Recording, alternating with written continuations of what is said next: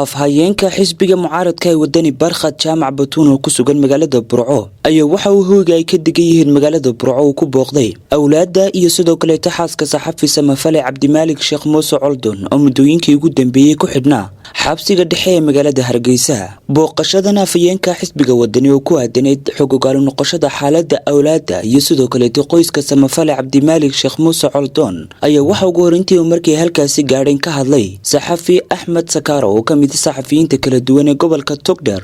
maanta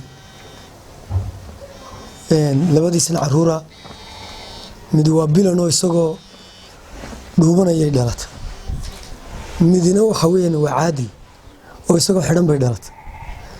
waa arrin qiimeynteeda leh ka gobol ahaan ka saxaafad ahaan waa arrin aad iyo aad noo damqaysa.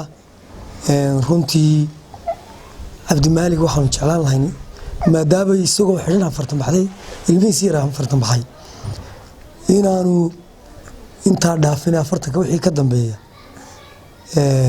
waxaan codsanaynaa in xorriyadiisii helo madaxweynuhu noo soo daayay ninkaas xufiga Samafalaha sida caruurtiisu ugu baahantay baa malaayiin bulsho ah oo kale oo u adeegi jiray oo dan yar ahaan ay ugu baahan yihiin.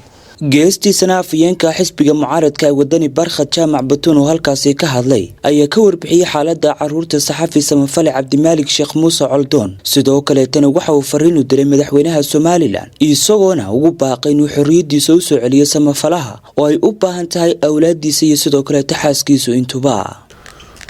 waxaan u mahad celinayaa runtii bahda saxaafadda gobolka Togdheer oo mas'uuliyad khaas ah iska saaray arrinka qoyska. arrinta Cabdimaalik waa arrin runtii damqasho iyo dareen gaara leh. ilmaha dhabtaan ku hayaana isagoo dhuumanaya buu dhashay, ilmaha marwadiisu dhabta ay ku haysaana isagoo xidhan buu dhashay. boholiyo waalid baa bartan ka muuqda. arrintan annagu ugu nimid maha weji siyaasiya, wax siyaasada kuma tacalluqdo wax ambaarayna waa weji insaaniyadeed. sababtaas u leeyahay waxa weeyaan Cabdimaalik siyaasad shaqo kuma lahayn, wuxuu ku suntanaa uu hormood ka ahaa u adeegidda danyarta dayacan ee gobolka. xitaa xayawaanka suxufiga wax ka qabanaya buu ahaa. wuxuu ahaa ninka inta qof aad ogtihiin ilaahay sababtiisa noloshooda ku bedelay. hanti gobolkani dheeraa gobolada kale Soomaaliland buu Cabdimaalik ahaa. qofka dad muxsiniina wax tarana in isagana wax la taraa muhiim bay tahay. ixsaankuna ama samafalkuna waa shay ilaahay subxaanahu wa tacaala in badan dadka muuminiinta ku amaanay. horta aabbaha awlaadiisa ka maqan in xorriyadiisii helo oo la soo daayo waa kow. aabbaha ummadda Soomaaliland ka maqan ee ka xidhan ee gobolka Togdheer danyarteedii ka xidhan ee masaakiinteedii ka xidhanna in xorriyadiisii helaa waa talabaad. madaxweynaha jamhuuriyadda Soomaaliland mudane Muuse Biixi Cabdi, mudane madaxweyne, anigu xoolana kaa codsan maayo, xilna kaa codsan maayo,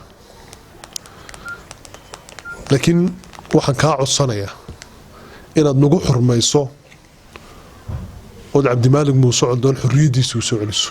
booqashadan afhayeenka xisbiga mucaaradka ee wadani uu ku soo booqday caruurta Samafale Cabdimaalik Sheekh Muuse Coldon ayaa ku soo beegmaysa xilli ay badi bulshada qaybaheeda kala duwan ay fariimo ay cafis ugu weydiinayaan madaxweynaha Soomaaliland inuu xorriyadiisa u soo celiyo Cabdimaalik Sheekh Muuse Coldon ay u direen.